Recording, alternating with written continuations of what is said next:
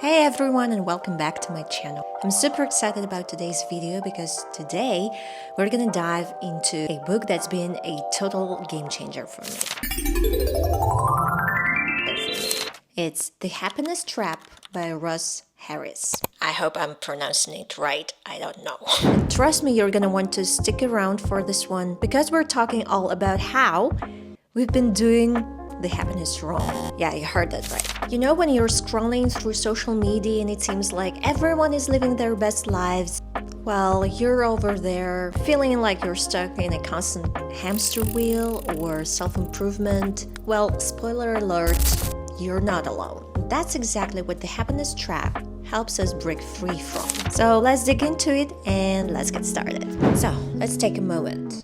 The happiness trap sounds a little bit ominous, right? Like, oh no, I'm in a trap and I didn't even know it? Well, guess what? Most of us are. But don't panic. This book isn't about pointing fingers or making us feel bad. In fact, it's incredibly reassuring. Russ Harris teaches us that the pursuit of happiness is what actually messing with us. So here is the key concept. Harris talks about something called the happiness trap. This is not some new marketing term. It's the idea that we've been led to believe that happiness should be our ultimate goal. If we're not happy, something is wrong with us. Think about it. We've all heard these phrases like, follow your dreams, follow your passion, just do what makes you happy, right? The problem is that these ideas often make us feel even worse. When we're not constantly happy, we feel like failures. That's the trap. We think happiness is the destination, and if we're not there yet, we're somehow falling short. But here's the twist. Happiness is not the goal. Yeah, you heard me, it's not. That's right, chasing happiness is actually the very thing that's keeping us from actually feeling content and fulfilled. Now I know what you're thinking. Wait, so if I'm not supposed to chase happiness, what am I supposed to do? So Harris gives us an answer. Stop trying so hard to avoid discomfort. Yes, it kind of sounds counterintuitive, but hang in there.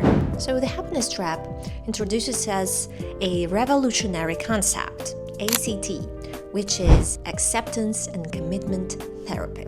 And according to Harris, this is the golden ticket. It's not about pushing away our uncomfortable feelings. It's about embracing them. Sounds crazy, right? I mean, who wants to sit there with all their anxiety, stress, or sadness? Here's the thing. When we stop fighting against our negative feelings, they don't have the same hold on us. Imagine this. If you're feeling anxious before the important meeting, and instead of trying to shove this anxiety away by focusing on anything, you just let it be.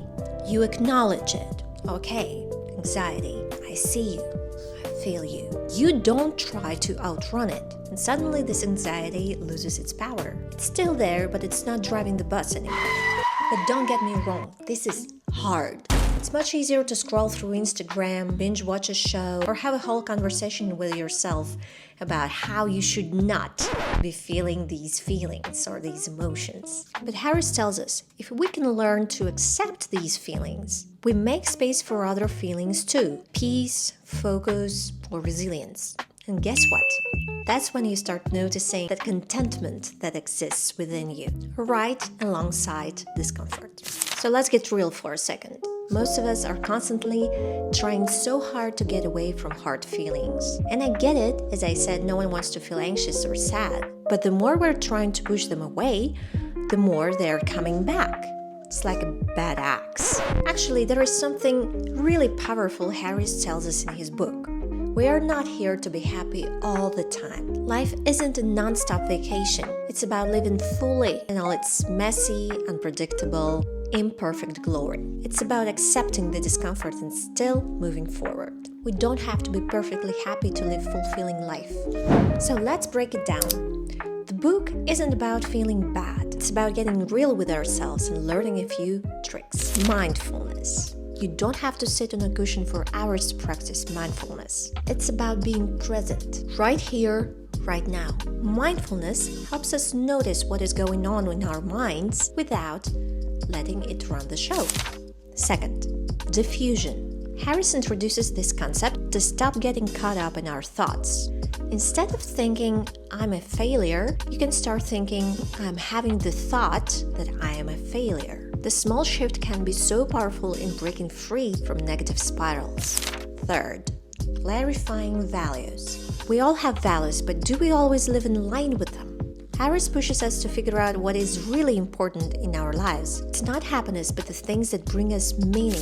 Fourth, committed action. Instead of chasing after happiness, we focus on acting in alignment with our values, no matter what uncomfortable feelings come our way. It's about living a life that feels good in a deeper, more meaningful sense. Okay, here's where I get a little vulnerable with you. Because after reading The Happiness Trap, I realized that I had been living in a constant fear of being unhappy. I thought that if I wasn't happy all the time, so I wasn't doing life right. Now I think what if happiness isn't the prize we've been told it is, but rather a byproduct of living authentically? That, my friends, is the revelation of this book. So what's the final takeaway from The Happiness Trap? Happiness doesn't come from chasing it. It comes from accepting the full range of human feelings, of all human experience, like the good, the bad, and the ugly, and still choosing to live in line with what really matters to you. I can't recommend this book enough, especially if you are stuck in the pursuit of perfection. Trust me, letting go of this constant pursuit of happiness might be just the most freeing thing for you. Thank you for watching, friends, and if you have read The Happiness Trap, or you've got your own thoughts on happiness, please feel free to share your thoughts in the comments below. Don't forget to like, subscribe, and hit the bell for the more content. See you next time. Bye!